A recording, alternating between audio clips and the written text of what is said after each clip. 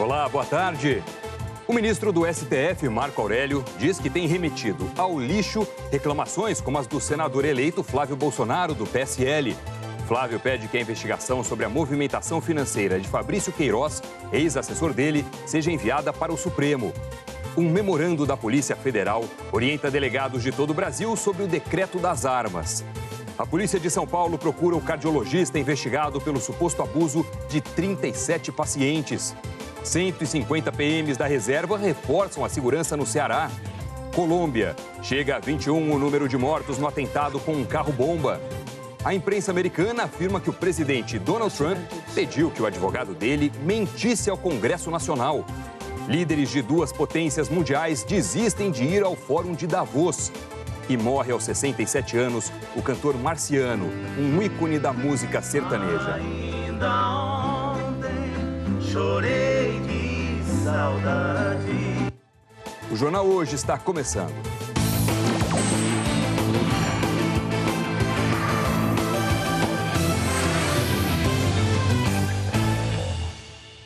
O ministro do Supremo Tribunal Federal, Marco Aurélio, afirmou hoje à repórter Andréa Sadi que tem remetido ao lixo reclamações como as do senador eleito Flávio Bolsonaro, do PSL. Flávio pede que a investigação sobre a movimentação financeira de Fabrício Queiroz, ex-assessor dele, seja enviada para o Supremo. Ontem, o ministro Luiz Fux suspendeu temporariamente a investigação até um novo parecer do relator do caso, o ministro Marco Aurélio. Vamos falar ao vivo com a repórter Andréa Sadi, que está em Brasília. Sadi, boa tarde para você. É uma sinalização clara do ministro Marco Aurélio. É sim, Doni. Boa tarde para você, boa tarde a todos. É uma sinalização clara de que ele não deve acolher esse pedido da defesa do senador eleito Flávio Bolsonaro. Como você disse aí no estúdio, ontem a defesa entrou aqui no Supremo pedindo para suspender o caso envolvendo o ex-assessor do Flávio Bolsonaro, Fabrício Queiroz. Quem deu a decisão suspendendo de forma temporária foi o ministro Luiz Fux, porque é ele que está aqui no Supremo de plantão durante o recesso do Judiciário. Mas o relator desse caso é o ministro Marco Aurélio Mello, que ele me disse que já na volta das férias, no dia 1º de fevereiro, ele vai tomar essa decisão sobre este caso e que esse tipo de reclamação, quando chega ao gabinete dele, tem tido o mesmo destino, que é o lixo. Ele diz que processo não tem capa, tem conteúdo, que vai tomar essa decisão na volta, então, das férias, já no comecinho aí dos trabalhos aqui no Supremo. Sobre este caso envolvendo o senador eleito Flávio Bolsonaro, a gente preparou uma reportagem. Vamos ver. O senador eleito Flávio Bolsonaro pediu a suspensão temporária da investigação e a anulação das provas. Ele não é investigado. O relatório do COAF, o Conselho de Controle de Atividades Financeiras, não traz nenhuma movimentação financeira de Flávio Bolsonaro, mas ele é citado no procedimento aberto pelo Ministério Público do Rio sobre Fabrício Queiroz. O ex-assessor do senador eleito é investigado por movimentação suspeita de contas bancárias. Fabrício Queiroz movimentou R$ 1.200.000 num período de um ano. O levantamento do COAF mostrou que 9 depósitos na conta de Queiroz foram feitos por funcionários ou ex-funcionários da Assembleia Legislativa do Rio. Ele foi chamado 2 vezes pelo Ministério Público para prestar esclarecimentos. Alegou problemas de saúde e não compareceu. No dia 30 de dezembro, Queiroz foi internado no Hospital Albert Einstein, em São Paulo, para a cirurgia de um câncer do intestino. Ele já teve alta. Também não prestaram esclarecimentos as 2 filhas e a mulher dele, que trabalharam no gabinete de Flávio Bolsonaro e depositaram mais de R$ 100.000 na conta de Queiroz. Elas alegaram que estavam em São Paulo para acompanhar o tratamento do ex-assessor. Esta semana, o Procurador-Geral de Justiça do Rio, Eduardo Gussen, declarou que, mesmo que os envolvidos não compareçam aos depoimentos, eles podem ser denunciados por causa das provas. A suspensão temporária, decidida pelo ministro Luiz Fux e que ainda será analisada pelo relator do caso no Supremo, ministro Marco Aurélio, diz respeito apenas à investigação que envolve Fabrício Queiroz. Portanto, estão mantidos os procedimentos abertos sobre outros funcionários e ex-funcionários da Assembleia Legislativa do Rio, ligados a 21 deputados. O Ministério Público abriu 22 investigações, todas relacionadas a contas bancárias suspeitas levantadas pelo COAF. Em maio de 2018, o STF restringiu o foro privilegiado para fatos durante o cargo e em razão do cargo. Os atos envolvendo Flávio Bolsonaro não dariam a ele direito ao foro privilegiado, pois ocorreram quando ele era ainda deputado estadual. Mas na mesma sessão, os ministros também decidiram que cabe à Corte analisar o que fica ou não no Supremo. Bom, esse caso envolvendo o senador eleito Flávio Bolsonaro está repercutindo aqui em Brasília e nos bastidores do Palácio do Planalto. Alguns integrantes do governo avaliam como um erro essa estratégia da defesa em relação a esse pedido para suspender o caso. De forma oficial, hoje eu conversei com o vice-presidente Hamilton Mourão, que diz que não vai comentar este caso e sim aguardar as explicações envolvendo este episódio. Doni. Andréa Sadi, muito obrigado por todas as informações ao vivo aí de Brasília. Você viu na reportagem que o Flávio Bolsonaro é citado no inquérito, mas não investigado. A defesa do senador eleito considerou que Flávio era investigado desde a instauração do procedimento pelo Ministério Público e que houve quebra dos sigilos fiscal e bancário de Flávio Bolsonaro sem prévia autorização judicial em afronta à Constituição. O Ministério Público do Rio declarou que o procedimento tramita sob sigilo e não vai se manifestar. A defesa de Fabrício Queiroz também disse que não vai se pronunciar. A polícia está à procura do médico cardiologista Augusto César Barreto Filho. A prisão dele foi decretada pela Justiça. 37 mulheres já procuraram a polícia para denunciar o médico por abuso sexual. O repórter Murilo Zara fala com a gente ao vivo de Presidente Prudente, no interior de São Paulo. Boa tarde, Murilo. Boa tarde, Doni. Boa tarde a todos. A decisão é do juiz João Pedro Bressani de Paula Barbosa, da 2ª Vara Criminal aqui de Presidente Prudente. O médico cardiologista Augusto César Barreto Filho tem 74 anos e é bastante conhecido aqui na cidade. Depois de preso, ele deve ser encaminhado à cidade de Andradina, no noroeste do estado, onde existe uma penitenciária especializada em crimes sexuais. As investigações começaram em julho do ano passado e têm como base os depoimentos de 15 mulheres que afirmam ter sido vítimas de abuso sexual dentro do consultório do médico. O Ministério Público e a Polícia Civil pediram a prisão dele. Ele é acusado de violação sexual mediante fraude. Nos últimos 3 dias, mais 22 mulheres compareceram à Delegacia de Defesa da Mulher e registraram queixa de abuso sexual contra o médico.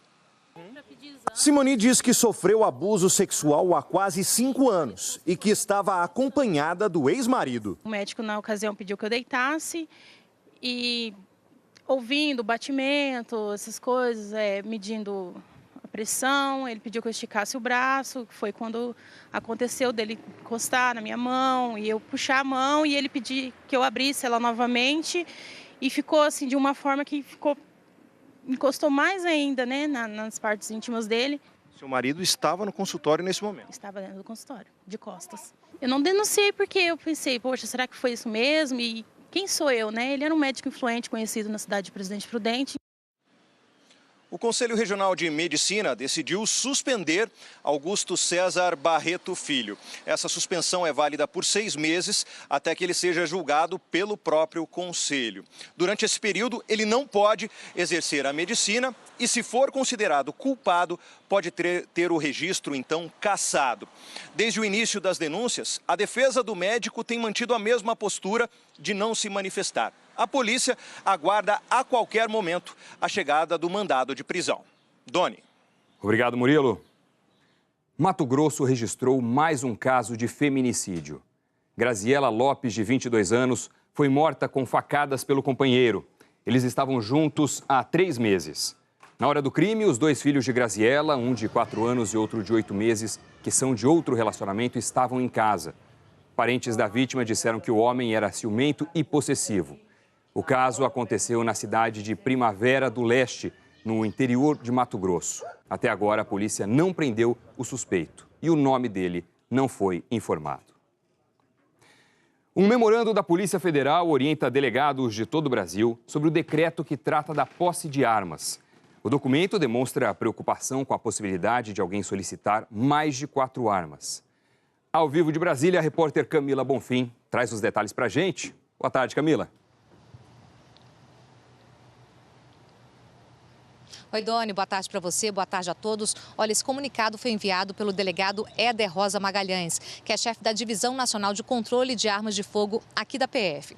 É um comunicado para padronizar procedimentos a partir, então, dessas novas regras da posse de armas no país, que estão previstas no decreto assinado essa semana pelo presidente Jair Bolsonaro.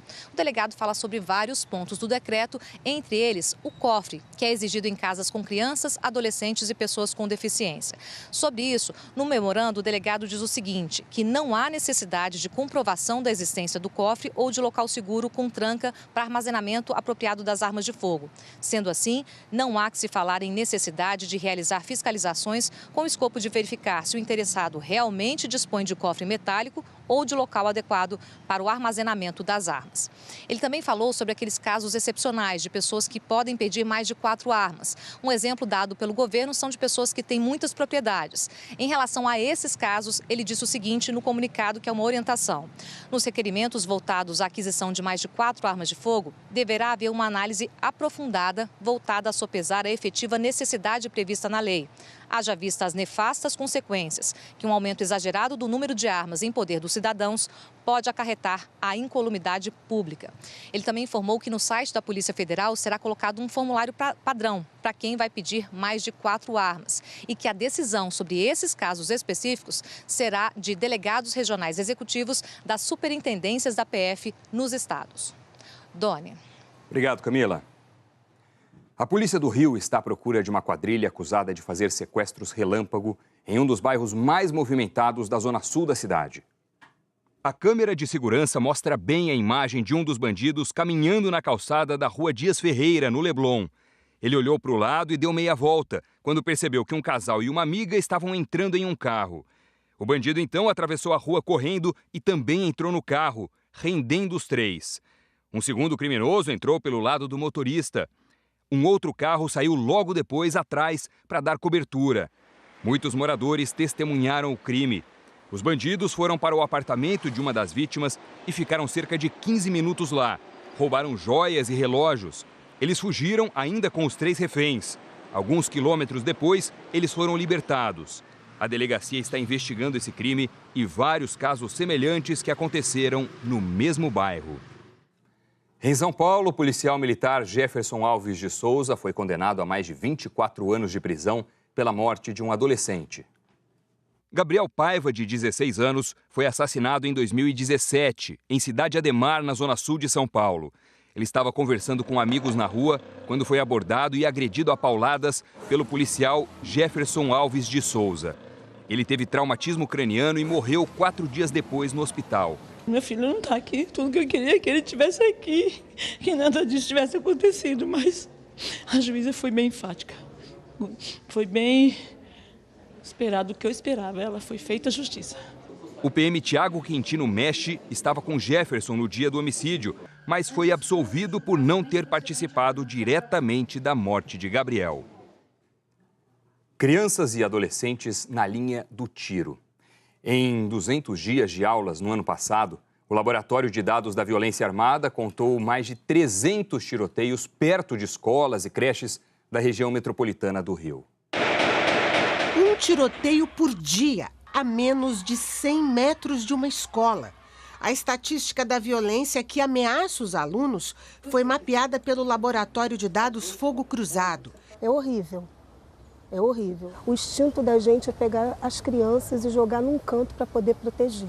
Os responsáveis pela pesquisa afirmam que no ano passado, 194 escolas públicas tiveram seu funcionamento prejudicado por causa de tiroteios.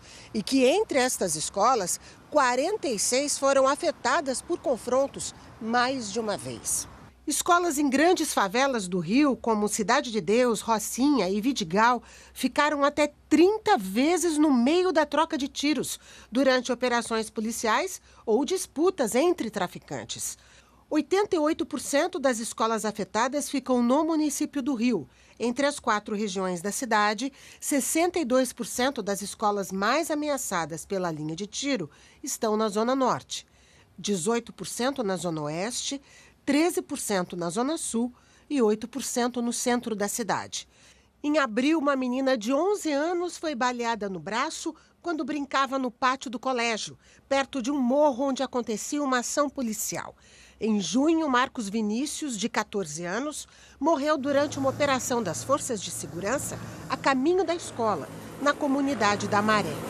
Uma determinação da Secretaria de Segurança, de agosto de 2017, proíbe operações policiais nos horários de maior movimento nas escolas, como a entrada e a saída dos alunos. Os tiroteios mapeados na parte da manhã têm envolvimento das forças de segurança, enquanto os tiroteios à noite são tiroteios que majoritariamente não têm envolvimento das forças de segurança. Então, o que a gente percebe é que esse protocolo foi ignorado ou, para dizer o mínimo, não foi priorizado. O comando da PM informou que planeja as operações respeitando os protocolos, mas que confrontos acontecem como reação aos atentados cometidos por criminosos. Estas professoras contam que as experiências de pavor vividas nas escolas estão deixando os profissionais com problemas psicológicos e os alunos com traumas que prejudicam o aprendizado. Nós conseguimos identificar isso em dias que tem operações, muitos conflitos armados. O dia seguinte é um dia de maior dificuldade, afeta alunos, afeta profissionais. Há uma quantidade grande de colegas que fazem uso de remédios por conta dessa situação de violência. A gente precisa pensar que essa violência armada, que é tão banalizada no Rio de Janeiro, ela tem impactos que vão muito além de mortos, de feridos, de baleados. No Ceará, os primeiros policiais militares da reserva que retornaram à ativa começaram a trabalhar hoje. Cerca de 150 policiais participaram de uma reunião com o comandante-geral da PM. Eles vão reforçar a segurança em quartéis e prédios públicos da capital e da região metropolitana.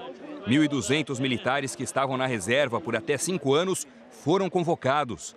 Até agora, 800 se apresentaram. A onda de violência no Ceará começou no início do ano. Pelo menos 210 ações criminosas foram registradas e 387 pessoas já foram detidas.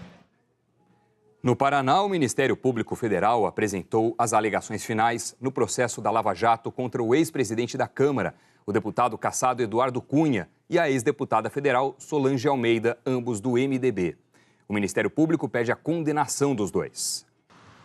Esta ação apura o pagamento de propina em contratos de construção de 2 navios sondas da Petrobras. Os investigadores afirmam que Eduardo Cunha usou sua influência enquanto era presidente da Câmara dos Deputados para receber 5 milhões de reais em propina e que os pagamentos foram feitos em setembro de 2011 e 2014.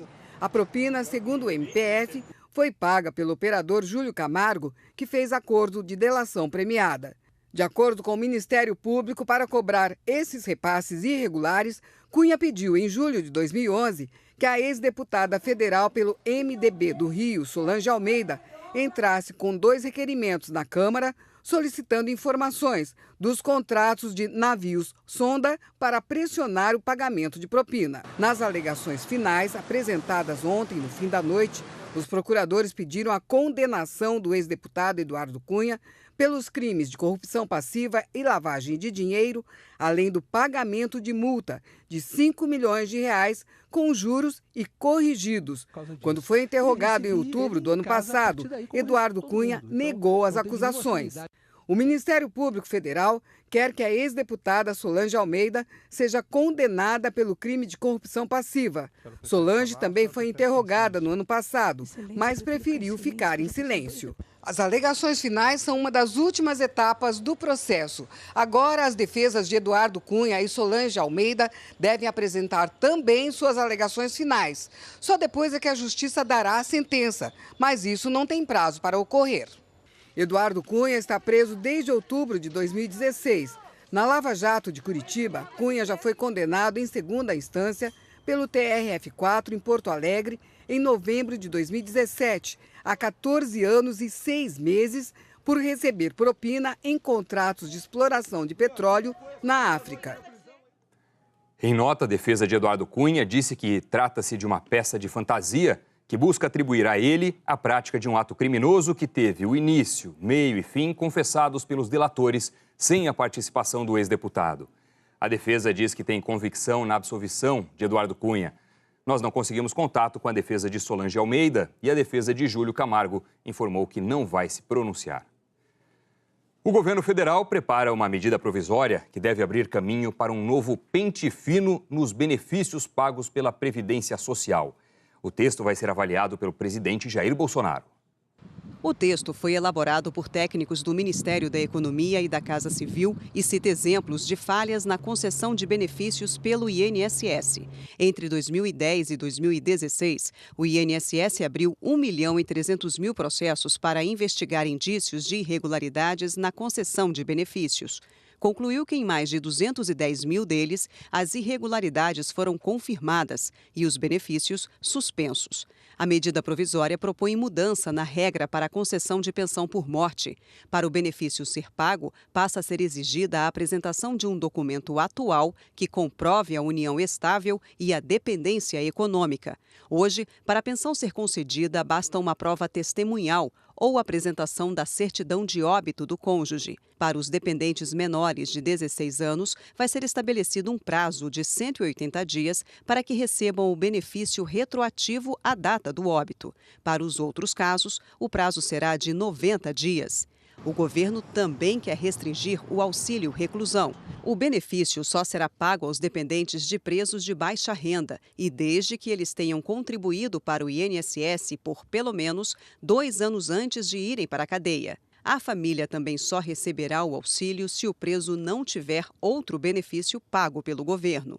Mais uma mudança é na aposentadoria do campo, onde o INSS encontrou suspeitas de irregularidades em mais de 97.000 benefícios de segurados especiais.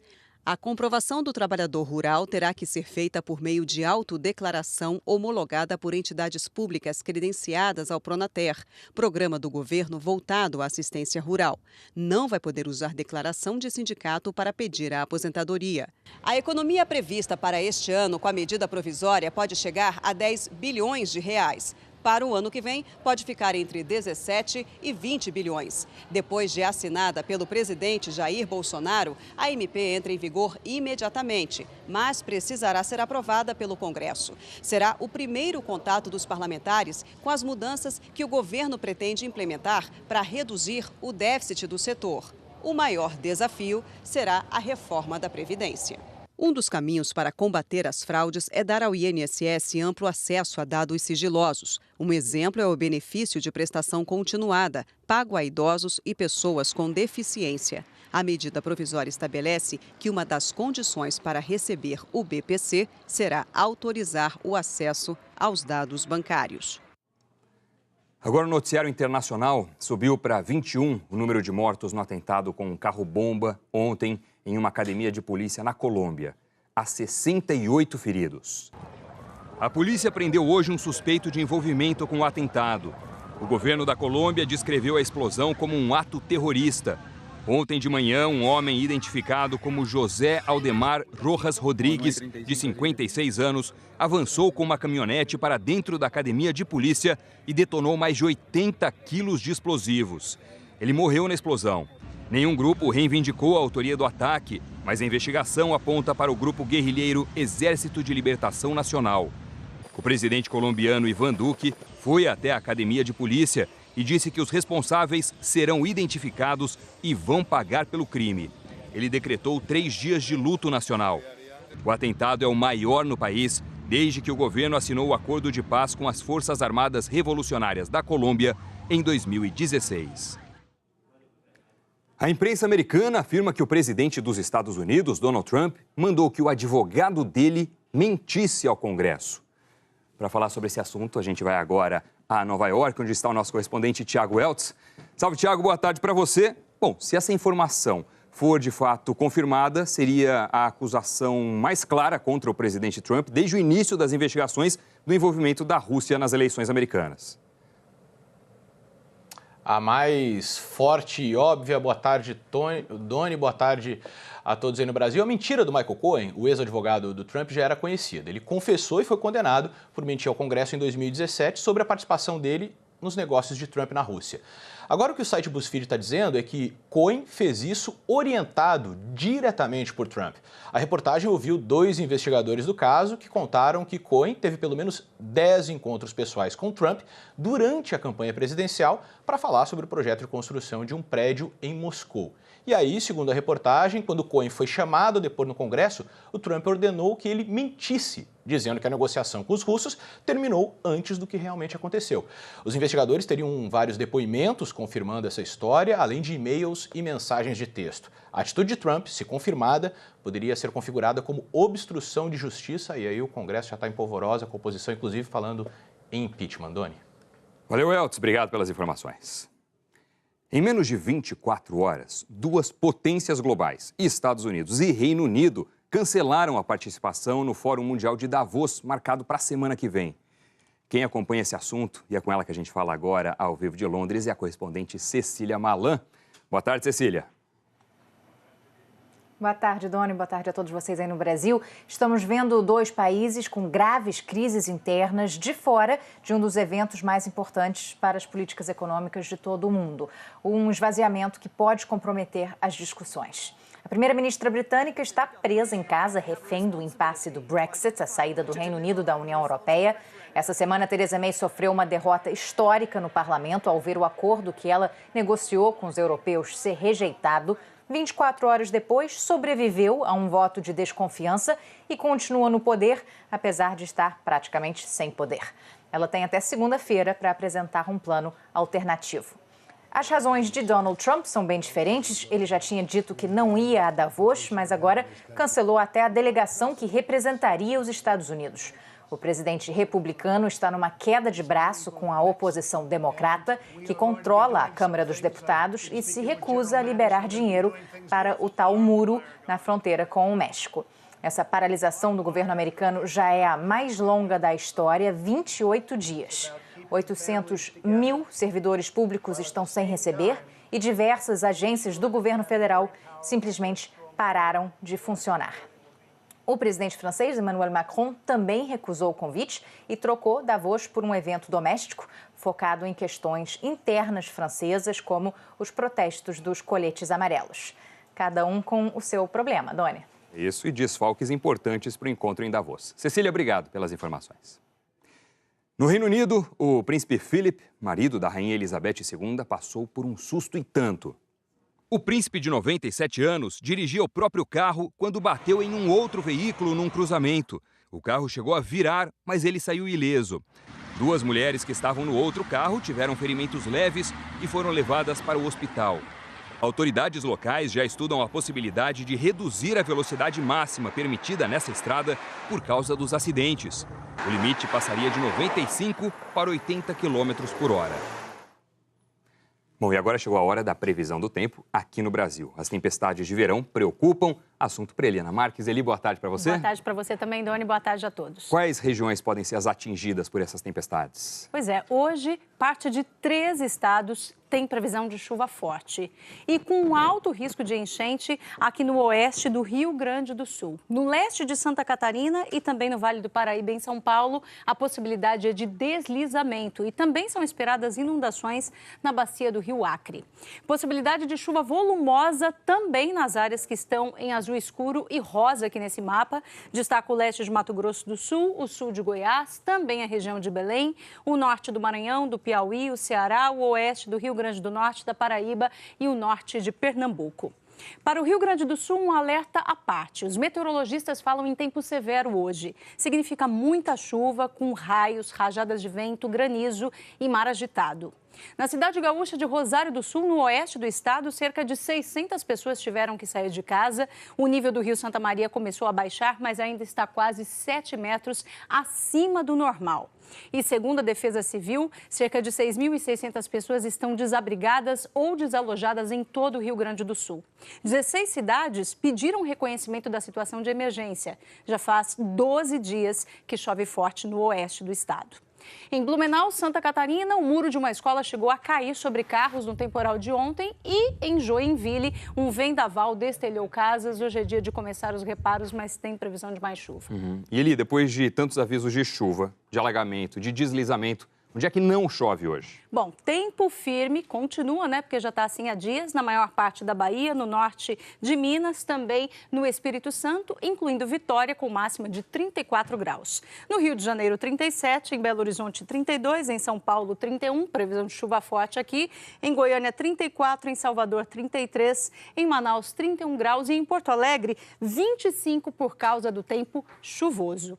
E amanhã as temperaturas ainda ficam amenas na capital gaúcha. O sol nem deve aparecer e ainda vai chover. Doni. Vamos aproveitar então, Eli, para falar do sábado nas outras regiões do país? Tudo igual. Calor, possibilidade de chuva forte, raios e ventania em toda essa área destacada aqui no mapa, que passa por Rio, BH, Goiânia, Brasília, Cuiabá, Palmas, Recife, João Pessoa, Natal e Boa Vista.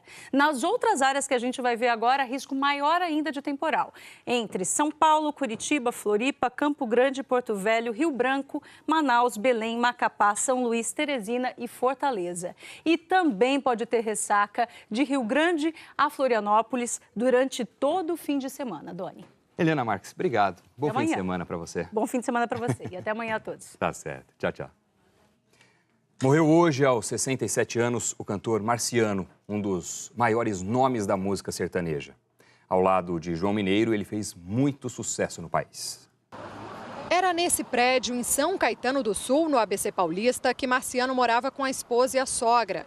Os amigos contam que, segundo a família, ele sofreu um infarto na madrugada. Ele estava acordado e sentiu uma dor e imediatamente já veio a falecer. Foi o fim de uma noite de encontro com grandes amigos. Ontem, o Hinaldo jantou com o Marciano. Dando risada, mostrando as músicas novas do CD novo que ia ser lançado agora. Alegre, contente. De repente, foi embora.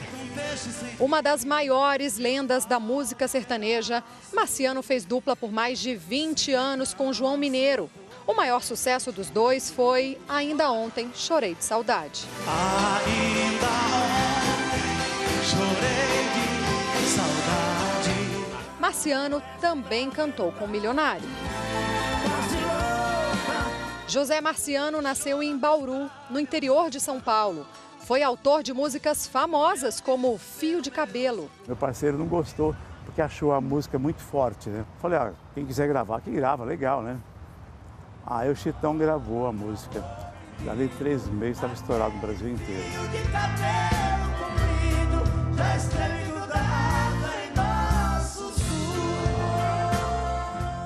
O álbum que Marciano deixou pronto era todo autoral. Aos amigos mais próximos, confidenciou que considerava que esse seria o melhor já feito em quase 50 anos de carreira. Mas a morte, aos 67 anos, interrompeu os planos. O corpo de Marciano está sendo velado aqui na Câmara Municipal de São Caetano e o enterro será ainda hoje. O amigo de mais de 30 anos relembra a música favorita. Ainda ontem chorei de saudade. É duro até sair a voz. Mata esse amor, me mata o ciúme.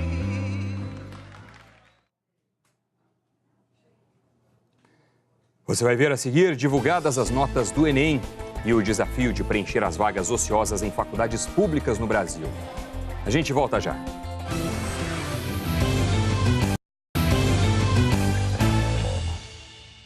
Saiu o resultado do Enem, o Exame Nacional do Ensino Médio. As notas foram liberadas para consulta no site do INEP hoje de manhã. Quem tem mais informações sobre o Enem é a repórter Flávia Alvarenga. Oi, Flávia, boa tarde. Oi, Doni, boa tarde a todos. Dos pouco mais de 4 milhões de estudantes que fizeram as provas do Enem no fim do ano passado, 112 mil candidatos tiraram nota 0 na redação. É um número menor de estudantes comparado ao Enem anterior. E somente 55 pessoas tiraram a nota máxima, que é 1.000, na prova de redação. Fora a prova de redação, o rendimento médio nas provas de matemática, linguagens e ciências humanas foi o melhor pior dos últimos 2 anos. Só o rendimento médio na prova de Ciências da Natureza é que caiu. Zerar a prova de redação elimina automaticamente o candidato das próximas etapas de seleção do SISU, que é para concorrer a uma vaga na universidade pública, do ProUni, o programa que dá bolsas de estudo para estudantes de baixa renda, e também do FIES, que é o financiamento estudantil. Agora, com o resultado do Enem, o candidato, o estudante, precisa ficar atento ao calendário. O prazo de inscrição para o SISU começa na semana que vem, entre os dias 22 e 25 de janeiro. Este semestre serão 235 mil vagas em universidades públicas. O resultado sai no dia 28. Depois, vem a inscrição para o ProUni, que vai ser do dia 29 de janeiro até 1º de fevereiro. E, por último, o prazo para se inscrever no FIES, que vai de 5 de fevereiro a 12 de fevereiro. E o governo, que tinha nomeado na quarta-feira Murilo Rezende como o novo diretor de avaliação da educação básica do INEP, órgão que coordena o Enem, mudou de ideia e recuou. Isso já foi divulgado, inclusive, numa edição extra do Diário Oficial. Portanto, esse cargo está vago. Murilo Rezende foi indicado pelo ministro da Educação, Ricardo Vélez Rodrigues. O nome gerou muita polêmica. Murilo é alinhado às ideias do movimento Escola Sem Partido. Durante uma palestra sobre doutrinação político-partidária, fez críticas a professores. O governo informou que Murilo Rezende foi nomeado para uma nova função, assessor da Secretaria de Educação Superior do Ministério da Educação, mas não informou o motivo da mudança de cargo. Mas isso significa uma redução do status e também do salário dentro da pasta. Agora, com as notas do Enem, já dá para o estudante ter uma ideia de qual universidade ele tem chance de entrar e aí começar a planejar a inscrição para o SISU na semana que vem. Doni. É isso, Flávio. Obrigado pelas informações. E falando no SISU, o SISU, que é a plataforma do Ministério da Educação para acesso às universidades públicas, facilitou a mobilidade e a mudança de curso pelos estudantes no ensino superior. Mas pode ter colaborado para aumentar as vagas que ficam vazias nas federais. É o que o Jornal Hoje mostra agora, na série de reportagens da Liliana Junger. A Laís sabe um pouco de design de produtos e de engenharia de materiais. Ela fez um semestre de cada curso, sem saber direito o que queria. Não gostou de nenhum. Voltou para o cursinho e agora tenta arquitetura. Eram duas áreas, tipo assim, muito discrepantes, sabe? Por um lado, eu tinha muita criação, é uma parte bem subjetiva, assim. E por outro lado, eu tinha uma parte muito exata, muito conta, muito... E eu precisava de uma coisa que fosse o meio termo, que me misturasse as duas coisas. Essa mobilidade é possível devido ao SISU, o Sistema de Seleção Unificada do Ministério da Educação. A plataforma substituiu o tradicional vestibular, que até 8 anos atrás era o único jeito de entrar para a faculdade. E cada escola tinha uma prova diferente. Esse processo ficou bem mais fácil. Pelo computador, o candidato se inscreve no site usando a nota que ele tirou no Enem. Escolhe o curso e uma instituição pública sem sair de casa. Universidades federais de todos os estados do Brasil participam do SISU. Pela plataforma de seleção, a Priscila conseguiu uma vaga para engenharia na Federal da Paraíba. Hoje, estuda História da Arte em Brasília. Eu acabei largando porque eu esperava uma coisa do curso e quando eu cheguei lá era outra, totalmente diferente. Uma alternativa para as universidades é preencher as vagas ociosas com os próprios alunos interessados em mudar de curso. O João Vitor queria fazer uma transferência interna na Federal de Minas Gerais para mudar de engenharia mecânica para engenharia de produção ou economia. Ele bem que tentou. Na internet, via e-mail, que a gente chegou a pesquisar, eles não dizem, eles não divulgam quem aproveitou essas vagas morreram, se elas desapareceram, se elas ficaram como ociosas ou não. Toda instituição, no meio do ano ou em um determinado momento, ela abre a sua seleção para as vagas remanescentes.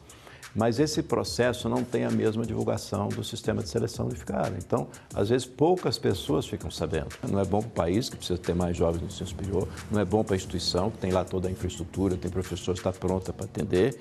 e para o próprio jovem, né?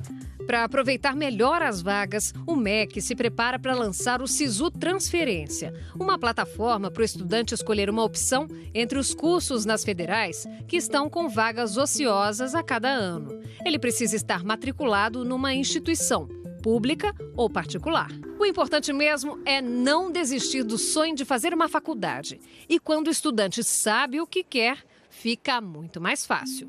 Enfermagem eu passei em segundo lugar, mas como meu sonho mesmo é a medicina, eu preferi fazer o cursinho mais uma vez para tentar de novo. Tem gente que só quer entrar de qualquer jeito, o curso que passar vai, eu acho que não vale a pena, porque depois você vê que não é, e aí perdeu um tempo que você poderia estar se dedicando ao que você realmente quer fazer, o que você realmente tem vocação para fazer.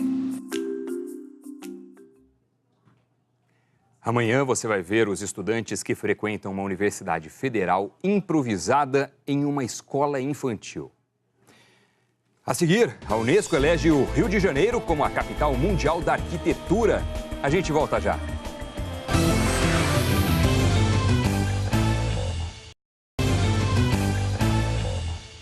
A Unesco concedeu hoje ao Rio de Janeiro o título de capital mundial da arquitetura. O correspondente Rodrigo Alvarez acompanhou a cerimônia que aconteceu na França. Na Unesco, aqui em Paris, numa cerimônia breve, o Rio foi oficializado como sede do Congresso Internacional de Arquitetura, marcado para o ano que vem. E ao ser escolhido para sediar o Congresso, recebeu também o título de Capital Mundial da Arquitetura. Foi a primeira vez que a Unesco concedeu essa honraria a uma cidade. Símbolos arquitetônicos como os Arcos da Lapa, o Palácio Gustavo Capanema e o Museu do Amanhã contaram muito. Mas não foi só isso que pesou na decisão. A Unesco encontrou diversos motivos para conceder ao Rio de Janeiro o título de Capital Mundial da Arquitetura. Bom, primeiro a arquitetura, depois o urbanismo, a herança cultural, as belezas naturais e também a importância histórica da cidade. O representante da Unesco, Ernesto Ramírez, disse que o Rio foi escolhido porque simboliza bem as questões da atualidade. Tem, ao mesmo tempo, qualidades e os problemas que precisam ser combatidos. Thomas Vonnier, presidente da União Internacional de Arquitetura, disse que o Rio tem todas as qualidades necessárias para receber o título. Destacou que o planejamento urbano vai ser fundamental para abrigar os mais pobres e, ao mesmo tempo, conter as mudanças climáticas no mundo. O prefeito do Rio, Marcelo Crivella, mandou uma mensagem de vídeo. Nosso compromisso é o de transformar o ano de 2020 em um marco na história cultural da cidade. Quem representou a cidade foi a secretária de Urbanismo, Verena Andreatta. Amanhã, o Como Será vai mostrar pesquisas importantes com células-tronco feitas aqui no Brasil. A gente vai mostrar como as células-tronco estão ajudando na descoberta de novos medicamentos e até na cura de algumas doenças, como a rejeição aos implantes de medula óssea. E mais. Na série Portugal pelos Brasileiros, você vai conhecer a história da Beatriz Caon. Ela usou a nota do Enem para entrar no curso de arquitetura da Universidade de Coimbra. Na série Parceria Animal, você vai ver como essas serpentes se unem aos peixes para capturar outros peixes. Vamos conferir também como as formigas se organizam para matar a fome, mesmo num calor de mais de 50 graus.